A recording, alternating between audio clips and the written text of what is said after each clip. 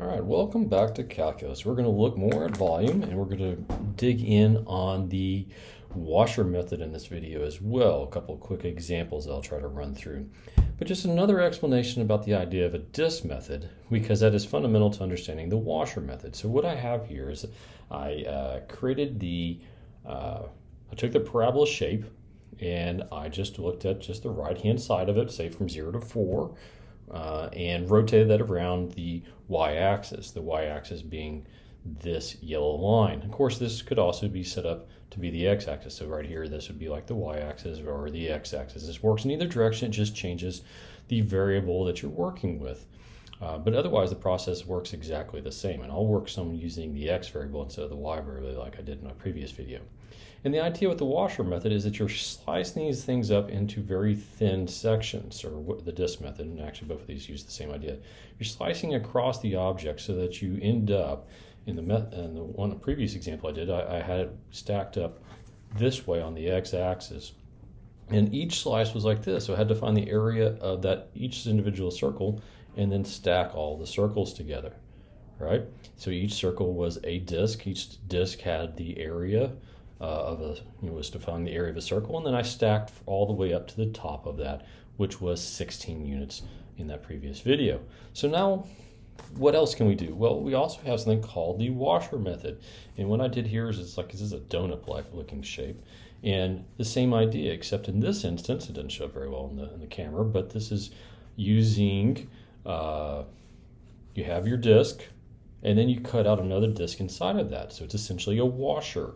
Or a hollow piece or whatever. I even had a Frisbee that looked exactly like this when I was a kid. It was essentially hollowed out in the center. It worked really well. I lost it in the river. Oh well. Anyway, the idea here is that these disks, we find the outside, we find the volume of the inside, and find the volume of the outside. And when we add those together, hold it out a little bit so you can see that maybe a little bit better. When we add all those washers together, we find the volume of the whole, the entire object, whatever that object is. So let's do an example here, and this time I'm going to set this up along the x-axis, just so we can have another example to go by. And keep in mind that the washer and disk method work the same, regardless which axis you orient it along.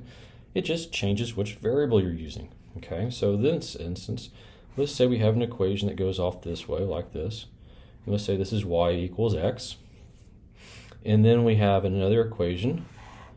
Now I'm overemphasizing this drawing a little bit, y equals x squared, right? And I'm picking these two because the numbers work out nicely here. So what we end up with is this little region right here, and we can then rotate that region around the x-axis.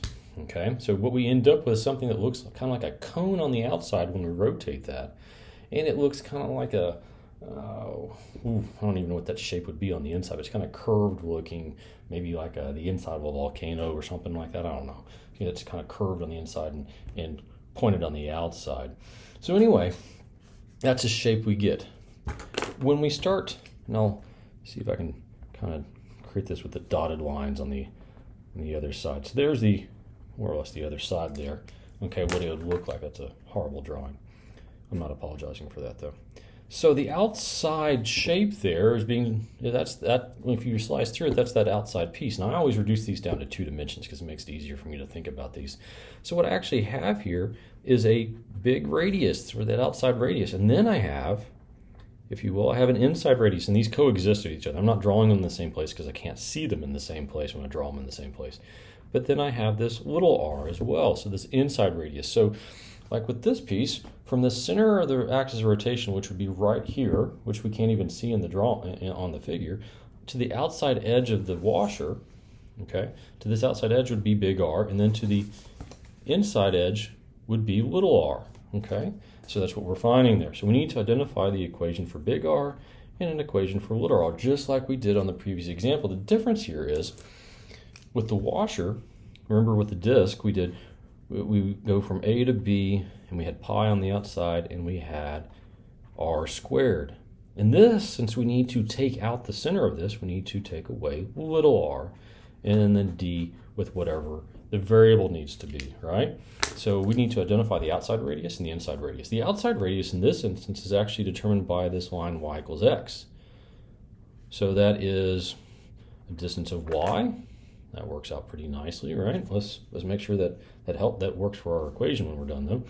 And then the inside radius right here, well, that's going from here to here. That's also, that's a distance of y. So we're saying this is y1 and this would be y2. So this would be y1 and this would be y2. That's not terribly useful to us.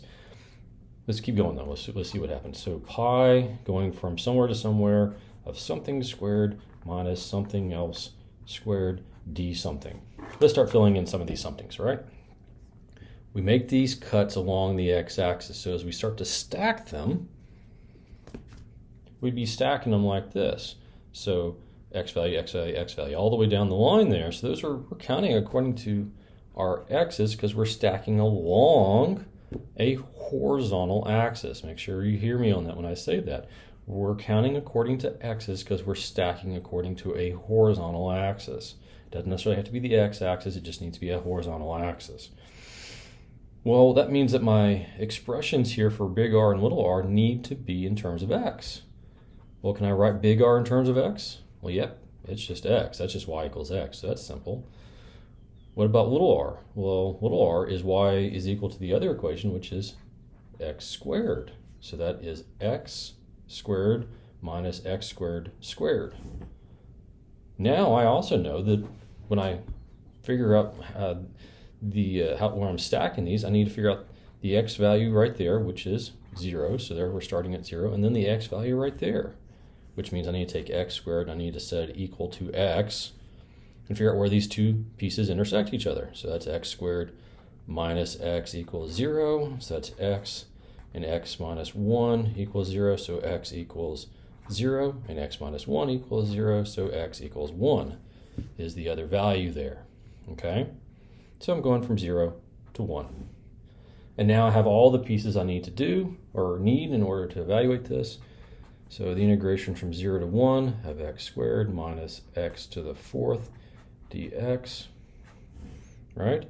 So then I have pi, and then I go ahead and evaluate that integration. So that is x to the 3rd over 3 minus x to the 5th over 5, evaluated from 0 to 1. Okay, so this isn't going to be too bad, is it? So then I have pi times 1 cubed over 3 minus 1 to the 5th over 5 minus 0 cubed over 3 minus 0 to the 5th over 5. Okay, so then I end up with pi times whatever this is. So that's 1/3 minus 1/5. So that'd be 15ths, right? Would be our common denominator there. So that'd be a little scratch work here. So 1/3 minus 1/5. Okay, so that'd be times 5 over 5 here and times 3 over 3 here. So that gives me 5 minus 3 over 15, which works out to be 2/15. Okay, so we are dealing with this being 2 pi over 15 units cubed. And of course, we could have figured out an approximate value there by doing 2 times pi, which would be about 6. So we're looking at something that's roughly 6 over 15, so about 0.4 or so would be an approximate value there if you wanted to figure that out. But this is how we do the washer method. It works the same way as the disk method. It's pretty straightforward. The hardest thing to get your handle on is identifying big R and little r. If you can get that, everything else goes pretty straightforward.